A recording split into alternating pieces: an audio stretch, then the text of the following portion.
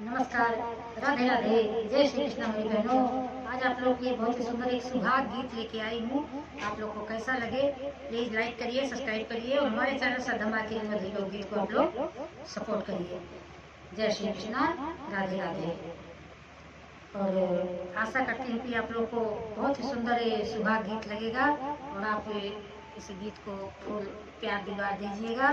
जय श्री कृष्ण, जय श्री कृष्ण। फूलवई तोड़ी सीता हरवा बनवली, अरे हरवा बनवली, अरे शिव जी से करेली अरज रे, अरे शिव जी से करेली अरज।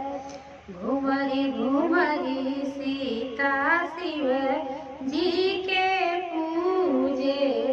शिव जी के पूजेली हरवादेहिनी पहिराई रे, अरे हरवादेहिनी पहिराई।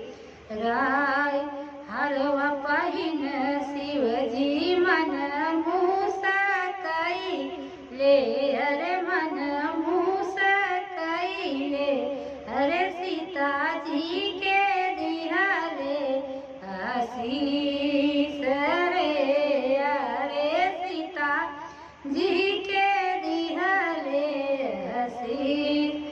जवन मांगन तू मांगऊ मोरी सीता, अरे मांगऊ मोरी सीता, अरे उहाई मांगना हम दे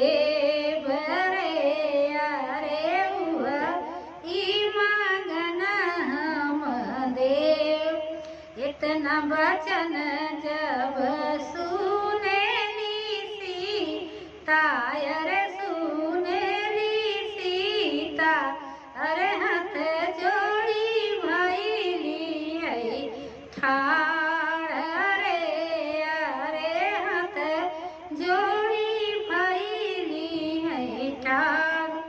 पहिला मगन सीता नैहरे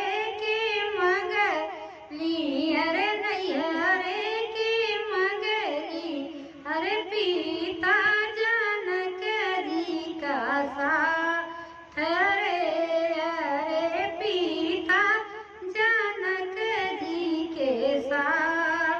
दूसरा मगन सीता शिव जी से मंगली, अरे शिव जी से मंगली, अरे माँ गे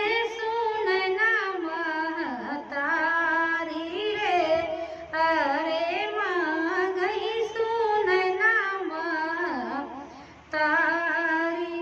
तीसरा मगन सीता ससुरा के मंगली, अरे ससुरा के मंगली, अरे मांगैया जोध्या ससुरा रे, अरे मांगैया अयोध्या ससुरा। राजा दशरथ जैसन सूर मंगली, अरे सूर मंगली, अरे मंगली कौशल्या जैसन सास रे, अरे मंगली कौशल्या जैसन सास। भरत लखन जैसन देवर मंगली, अरे देवर मंगली, अरे राम जैसन अटल सुहाग रे, अरे राम जैसन अटल सुहाग। फूलवई तोड़ी सीता हरवा बनवली, अरे हरवा बनवली, अरे शिव जी से करली अरज रे, अरे शिव जी से करली अरज। जय श्री बलराम चंद्र की जय। आप लोग को कैसा लगे प्लीज कमेंट करके जरूर बताइए।